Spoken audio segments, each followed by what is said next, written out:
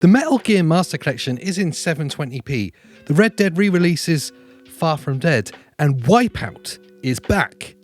Kind of. Welcome back to 128KB. This is your quick bit news, your quick weekly PlayStation news, given to you in less time than it takes for you to hit the subscribe button. Go on. And let's just jump straight into the first story with the PS5 version of the Metal Gear Solid Master Collection coming out in a crazy 720p. That's crazy. And just when you think re-releases and remasters couldn't get any more disappointing, I'm looking right at you, Rockstar.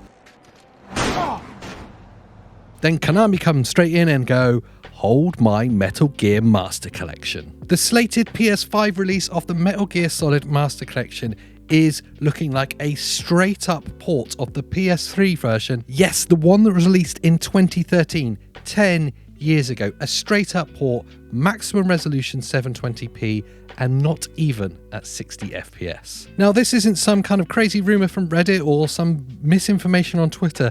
This is from the publication Nintendo Life, who managed to get their hands on the Nintendo version coming out for Switch.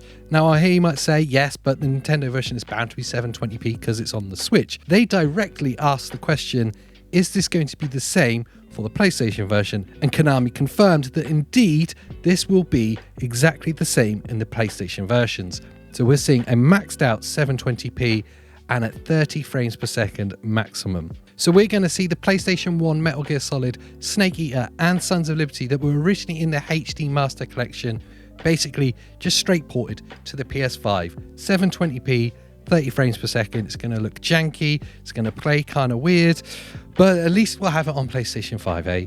There is going to be some additional bonus content for like real die-hard Metal Gear fans, but my god, talk about missed opportunities. And this is definitely one of them. And from one massive disappointment to the next, no, I'm not talking about my performance in these videos, although they are often disappointing. It is the Red Dead Redemption re-release. The one that was massively slated across all of Gameland. I don't know where Gameland is, I'm just making it up. Maybe Gameland is a place. Yeah. Critics and fans alike massively slated Rockstar and Take-Two for this release, a straight-up port of Red Dead Redemption coming on PS4. But despite all of the criticism it's received, it has actually topped the game charts for the PS Store in Europe. I guess it shouldn't really be that much of a surprise. If you want to play Red Dead Redemption, it's actually the only way you can actually get to do it. And of course, there is still a huge player base that never got to experience the original PS3 version, so I guess it's not that much of a surprise, but it still is a massive disservice to us, the fans of the franchise that really, truly wanted to see a current generation version of Red Dead Redemption. It would have been amazing, a missed opportunity, but they're still going to make shed loads of money. So, I mean, who's the stupid one here? You don't even know what stupid is! And finally, and the story I am most excited about, Wipeout is back! Kind of. Yeah, that is massive clickbait, isn't it?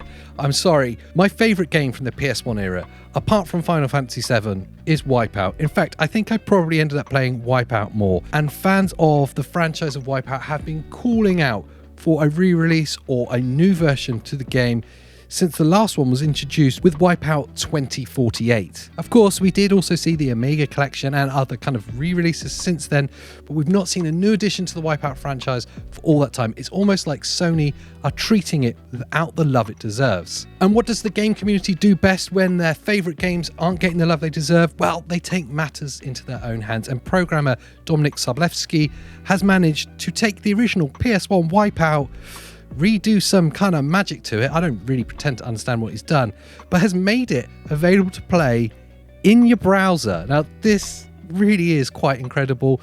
It's definitely not as enjoyable playing Wipeout with your keyboard, but it's still there. I get to play Wipeout, and it actually looks really good. And in the ultimate zero-gravity game of chicken, Sobolewski has said outright to Sony, I will take this game down, because it's obviously illegal for him to do it, if you bring Wipeout back. And if you don't and don't have any interest in Wipeout, then it will still be there online for fans to play and enjoy. I absolutely love this. I'll put a link to it below if you are wanting to play Wipeout in your browser. I will warn you, it's kind of difficult, but still fun nevertheless. But let me know in the comments what you think of Zalewski's moves here, and are you in agreement with him? Are we desperate to see Wipeout coming back? I, for one, absolutely am. Anyway, that's been this week's Quick Bits. But before you go anywhere, hop over here to see the latest episode of the podcast where me and Andy talk about all things gaming once a week for you. And of course, we'll see you next time.